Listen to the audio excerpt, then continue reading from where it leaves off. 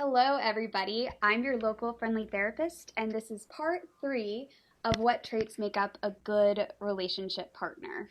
Now, trait number 8 is integrity, and that is the ability to be yourself even when it's hard. So, no matter who you're around, or even when people are disagreeing with you, that ability to stand in your truth and be yourself is so crucial. You may know that person that is kind of like a social chameleon, and you start to see how they are in one group and then they kind of change how they are in a different group, and then they're completely different in another group. That would be a person that we would say struggles with integrity, because it's important that we are able to show up in our relationships as we truly are, and for that to be consistent, especially with our intimate partners, because they're the people that want to get to know us and really connect with us on a deeper level.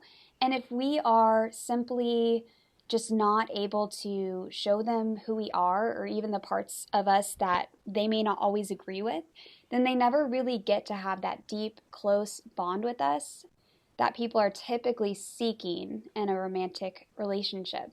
So integrity is huge.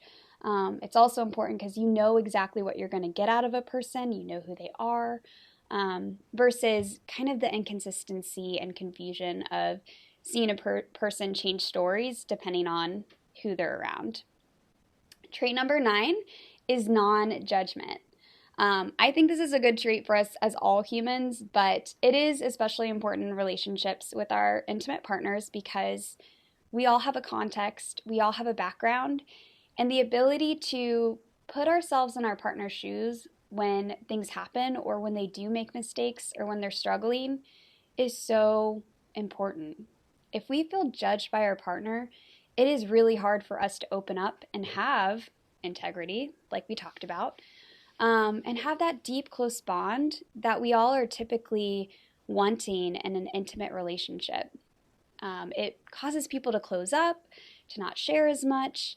And so to have a partner that you feel can, understand the gravity of a situation, but not make it about your character whenever you mess up. So, something, for instance, that would be good is saying, wow, I'm disappointed in something you did, because that's not like you. That would be like a non-judgmental response, versus saying something like, wow, I'm disappointed in you, because that would be more of a shameful, like, I think this is about who you are kind of response.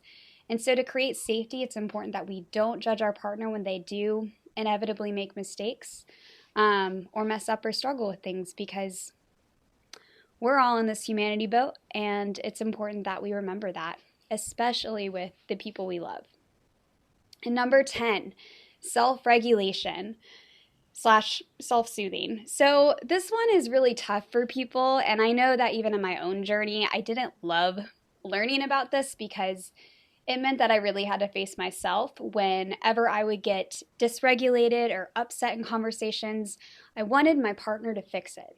I wanted them to be the people in my life that helped me kind of soothe and regulate my emotions whenever I was distressed. The reality is that we are all fully responsible for self-regulating ourselves. We are really, truly responsible for that. And our partners are not. They're not. And the more that we are able to find different skills and different coping mechanisms, that when we are upset or we are really sad, that we can help regulate our emotions and at least find some calm and some peace, that is a gift to our partners, because we won't be requiring them to do that for us. We won't feel resentment towards them. And it's nice to know that, at the end of the day, even when our partners are struggling with things, we don't carry the weight of being the only people that have to soothe them. That they are working towards soothing themselves as well. And that we are able to come to conversations and self-regulate when we are feeling triggered or feeling reactive. So again, it is so important for us, not just for our own sense of internal peace, but for creating more peace in our relationships and safety in the relationship, that your partner knows, hey, my partner will work towards self-regulation, they're not going to get mad and then be angry at me for like 8 days. Or they're not going to get mad and I have to worry about them like going off the deep end and punching a hole through the wall. That we trust that our partners can be safe with complex and hard emotions and learn how to self-regulate. All right, y'all, I am so glad that you went through this series with me. I think it's so important because I don't think we often think about this, especially for in the beginning of that dating phase, to make sure we not only are implementing these skills for a potential partner, but that we also see these skills in a potential partner before we take that relationship to a next level of commitment.